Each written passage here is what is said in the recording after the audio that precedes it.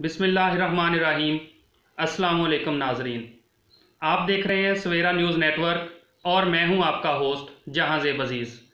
नाजरीन, आज के मेहमान प्रोग्राम के लिए आज हम मौजूद हैं शोरकोट के नवाही इलाका कक्की नौ में।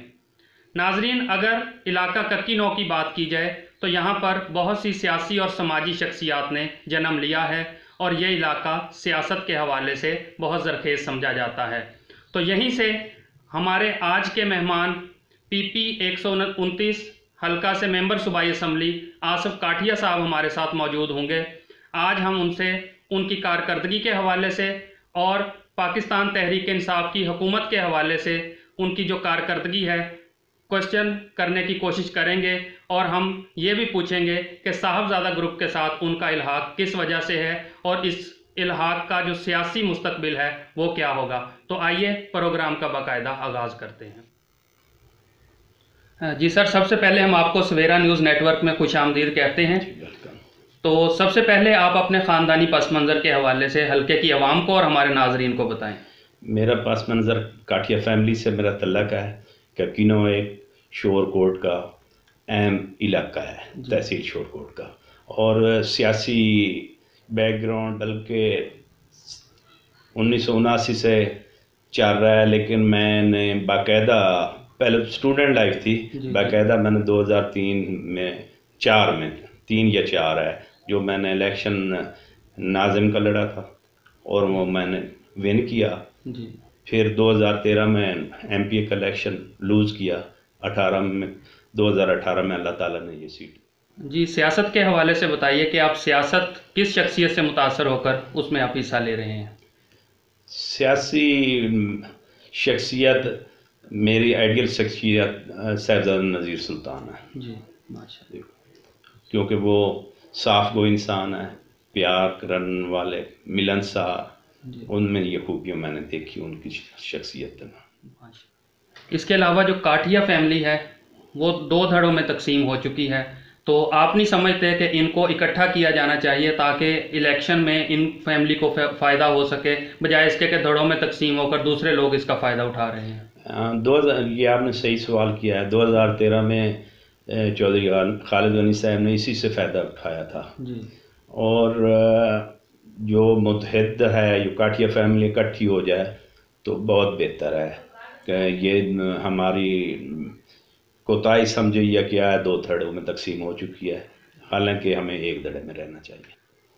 तो काठिया फैमिली को आप इकट्ठा करने के लिए आपकी अब तक जो कोशिशें हैं उसके हवाले से आवाम को बताएं। अभी कोशिश नहीं की है, अब कुछ है हमारे मुश्तरका ख़ानदान के आदमी दोस्त, वो कोशिश कर रहे हैं इकट्ठे हो जाए। आप सियासत में आए हैं, उसके बाद आपने साहबजादा ग्रुप को ज्वाइन किया है, तो इसको ज्वाइन करने के लिए क्या आप समझते हैं कि पाकिस्तान तहरीक इंसाफ में आने की वजह से आप इसको ज्वाइन कर रहे हैं या इलाकाई सियासत की वजह से आपने इसको ज्वाइन किया है? तहरीक इंसाफ तो अब आई है। जी जी। मैं 2002 से मैं साहबजादा ग्रुप में हूँ, बल्कि 2000। अभी तक जो आपने ग्रांट्स हासिल की हैं, अपनी कारकर्दगी जो हल्के के अंदर तरक्याती काम करवाए हैं, उस हवाले से आवाम को बताएं। मैं जो काम किया है ना इस वक्त, वो पूरी इलाके की आवाम देख रही है। मैं तो ये दावा करता हूँ, अगर इनके जो पीछे वाले 3 टर्नओवर हैं उनके बराबर 1 टर्नओवर में इंशाल्लाह काम होगा, 3 के बराबर 1 टर्नओवर भारी होगा।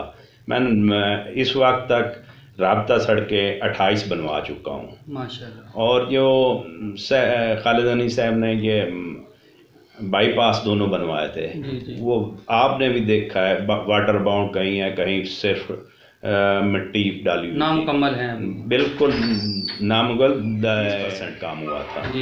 वो मैं इंशाल्लाह मुकम्मल करवाऊंगा।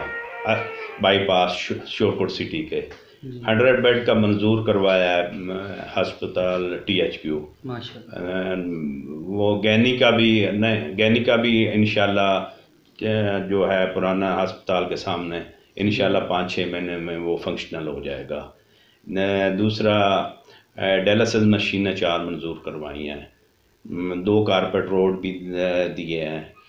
इस वक्त तकरीबन 1.25 अरब के करीब फंड मिले हैं जो कि हमने इस 2 सालों में इतना रिकॉर्ड तरक्की होगी कि आप देखेंगे। किन्नौर का BHU था उसको RHC कराया है। तकरीबन लिस्ट है मेरे पास 70 है स्कूल जो प्राइमरी थे उनको मिडल करवाया है। वो इंशाल्लाह फंक्शनल जल्द, कुछ हो गए कुछ हो जाएंगे।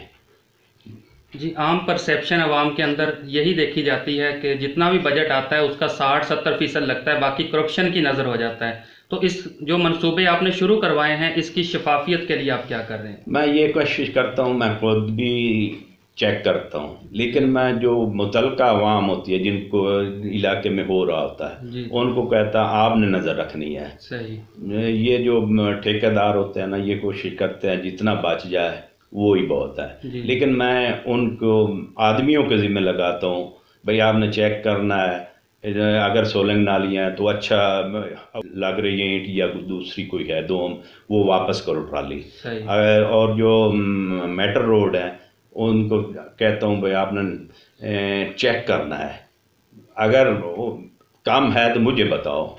लेकिन ये चेकिंग ये करप्शन है, लेकिन हम अपने तौर पे मकामी तौर पे अपने तौर पे कोशिश करते हैं काम अच्छा हो, और इंशाल्लाह काम भी हमारा बेहतर हो रहा है। पिछले देख लो, पिछले टर्नओवर में 2 ईंट लगती थी। मैंने पहले उन्होंने कहा हुआ है अव्वल ईंट आए तो उसको चलाओ, नहीं तो वापस ट्राली भेज दो, पड़ी हुई वापस कर दो। लेकिन ये आवाम की भी है, आवाम ने कंट्रोल नहीं करना तो मैं सारे इलाके में किसी जगह पे जा सकता हूँ, हर जगह तक नहीं जा सकता। आवाम देखे, कॉल करे, मुझे फ़ोन कर दे, वो ही बेहतर होगा हमारे लिए भी, आवाम के लिए, मुल्क के लिए भी। चले माशाल्लाह। इसके अलावा आपको जो भी ग्रांट मिलती है, क्योंकि ग्रांट कम होती है, इलाके के मसाइल बहुत ज़्यादा हैं, तो आप उस ग्रांट को कैसे मुख्तलिफ इलाकों में डिवाइड करते हैं ताकि तमाम हल्के के अवाम उससे राज़ी हो जाए? मैं तकरीबन जो है सोलंग नालियाँ फ़ी यूनियन डिवाइड कर देता हूँ। जो बल्दिया का है वो मैं वार्ड वाइज, सही, जिनकी जो डिमांड होती है उनको दे देते हैं। आपके सामने है, बल्दिया का पहले भी काम होता रहा है, आपके सामने है, आप भी यहीं के हैं माशाल्लाह। और पहले तो मैं डिवाइड करता हूँ फ़ी यूनियन सोलंग नालियाँ। बाकी जो रोड्स की है वो इतनी डिमांड तो नहीं पूरी हो सकती, इंशाल्लाह अब तो हो जाएगी। वो जो ज़्यादा अहमियत वाला रोड है ना उनको मैं पहले तरजीह देता हूँ अवाम के मसाइल के मुताबिक, जहाँ आबादी ज़्यादा हो, जहाँ अवाम को ज़्यादा ज़रूरत है वहाँ देता हूँ। बाकी जो हर कोई मांगता है, कोई एक घर वाला ही मांगता है, तरजीहन मैं आबादी वाले को देता हूँ। ठीक। इसके अलावा कंटोनमेंट के हवाले से, कंटोनमेंट के इलाके में अवाम ये गिला करते हैं कि वहाँ पर तरक्याती काम नहीं हो रहे, तो उस हवाले से आप वहाँ क्या तरक्याती काम अब तक करवा चुके हैं? कंटोनमेंट को पहले मैंने करवाया इधर, लेकिन वो इतनी डिमांड करते भी नहीं थे। मैंने खुद करवाया है मंगन बस्ती या इधर उस्मानपुरा में, लेकिन थोड़ा काम हुआ है, वो मैं मानता हूँ। अब इस वक्त मैंने 2.5 करोड़ रुपया सोलंग नालियाँ का हमने दिया है, मैंने साहब और मैंने, और 2 करोड़ रुपया पानी का दिया है। वो इंशाल्लाह टेंडर हो गए हैं, जल्द काम शुरू हो जाएगा और बेहतर ही होगा। और अगर ज़रूरत पड़ी तो वो नया जो आएगा फंड इंशाल्लाह और भी देंगे, लेकिन वो भी थोड़ा राब्ते में रहे। क्योंकि कंटोनमेंट के अभी इलेक्शन भी हो रहे हैं, तो कुछ उम्मीदवार ये दावा कर रहे हैं कि MPA साहब ने, MNA साहब ने उनको ग्रांट जो है वो दे दी है, वो इलेक्शन के बाद जो है वो उसको इलाके की तरक्की पे लगाएंगे, यानी वो सियासी तौर पर उस चीज़ का फ़ायदा लेना चाहते हैं। तो आप वहाँ पर किसको सपोर्ट कर रहे हैं, कौन सा ऐसा उम्मीदवार है? MNA साहब और मैंने डिसाइड किया है चौधरी जैद मुस्तफ़ा साहब और रज़ा गिलानी साहब, उनके साथ हमारा है। चलें माशा। कंटोनमेंट के इलेक्शन के हवाले से अगर देखा जाए तो PTI ने किसी भी उम्मीदवार को जो है टिकट जारी नहीं किया, जबकि नून लीग ने दोनों वार्ड्स के अंदर अपने कैंडिडेट खड़े किए हैं। तो इस हवाले से इसकी क्या वजह सामने आ रही है कि आपको कोई मौजूद उम्मीदवार नहीं मिला या कोई और वजह है? टिकट तो नहीं दिया, लेकिन PTI का जो फैसला हुआ है ना, लेट हो गया था, क्या मसला था क़यादत का, लेट हो गया था, इन दोनों को सपोर्ट कर रही है PTI। इसके अलावा शोरकोट और झांगरोड की अगर बात की जाए तो ये एक देरीना मसला है। यहाँ की आवाम का आए रोज़ हादसा की वजह से जानों का ज़िया हो रहा है। तो इस हवाले से अभी तक आप लोगों ने क्या करने की कोशिश की है और ये मंसूबा कब तक मुकम्मल होने के चांसेस हैं? इस पे शुरू से हमने वर्क किया है। मैं एक ने नहीं, पूरे जो MNA साहब हैं, कर्नल साहब, मार असलम परवाना साहब और बाकी MP हजरात की, ये मेन तो हम कई हमारे इलाके में आता है। जी जी। कोशिश की है। PC1 भी बन चुका है बहुत पहले का। अब तो मेरा ख्याल है दिसंबर में काम शुरू हो जाएगा। टेंडर अभी मैं लाहौर एक महीना पहले गया था। जी जी।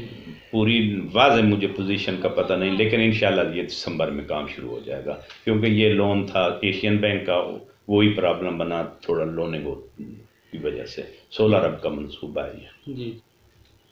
इसके अलावा अगले इलेक्शन में आप अपनी कारकर्दगी की बिना पर अपने आप को दोबारा MP देख रहे हैं? और इसके अलावा क्या आप साहबजादा ग्रुप के साथ ही चलेंगे और तहरीक इंसाफ के साथ ही चलेंगे? ये मैं इंशाल्लाह साहबजादा ग्रुप और तहरीक इंसाफ इकट्ठे ही चलेंगे। जी जी। और जो कारकर्दगी है, मैंने कहा है हमारा अवामी राब्ता और फंडिंग काम, ये खुद मैं तो कहता हूँ आज हम जो जितनी मेहनत कर रहे हैं, बजाय हम किसी को फिर जाकर कहें भाई इस वक्त गलती हो गई, आगे हम अच्छा करेंगे। कोशिश कर रहे हैं कि हम इतनी बात करने की गुंजाइश ना रखें। हर आदमी तक अप्रोच है और दीनी आगे सीट अल्लाह ताला ने है। जी जी। ये आपका सवाल है भाई आगे बनेंगे या नहीं, ये अल्लाह ताला की तरफ से होता है। लेकिन अपने तौर पे मैं कोशिश कर रहा हूँ, जितनी मुझसे हो सकती है मैं कर रहा हूँ। जी, आप हल्के की आवाम को नेक्स्ट इलेक्शन के लिए क्या पैगाम देना चाहेंगे? हल्के की आवाम को यही पैगाम दूंगा, आप वोट ज़मीर का हिस्सा होता है। आप सोच लें मेरी कारकर्दगी भी सब X2 MPA तहसील नाज़िम जो उनकी कारकर्दगी जो बेहतर लगे उनको वोट दें। कारकर्दगी देखें, प्यार देखें, जो आपको बेहतर लगे वही अच्छा है। बजाय हमारी यहाँ नए बातों में आए, आप खुद घर में बैठकर चेक कर लें, जो अच्छा आपको कैंडिडेट लगे उसको वोट देते हैं। जी बहुत शुक्रिया। जी नाजरीन, ये थे हमारे साथ शोरकोट के हल्का PP 129 से मेंबर सूबाई असम्बली आसिफ काठिया साहब। वो हल्के की आवाम को अपनी कारकर्दगी के हवाले से बता रहे थे और इसके अलावा उन्होंने आवाम को शोरकोट और झांगरू दिसंबर में शुरू होने की खुशखबरी भी सुनाई। तो ये एक बहुत बड़ा इकदाम होगा अगर ये मंसूबा शुरू हो जाता है, जिससे आवाम का देरीना मसला भी हल हो जाएगा। इसके अलावा उन्होंने अगले इलेक्शन के लिए आवाम को अपना ये पैगाम भी दिया, अगले इलेक्शन में वोट दें, हमारी कारकर्दगी भी आपके सामने है और गुज़श्ता जो MPAs हैं 2 पिछले 15-20 साल की, उनकी कारकर्दगी भी आपके सामने है। तो आप लोग कारकर्दगी को मद्देनज़र रखते हुए अपने ज़मीर का वोट जो है वो हमें या किसी भी और कैंडिडेट को दें। तो हम इनके बहुत मशकूर हैं कि इन्होंने हमारे चैनल को टाइम दिया। तो मिलते हैं अगले प्रोग्राम में नए मेहमान के साथ। Thank you very much. अस्सलाम वालेकुम।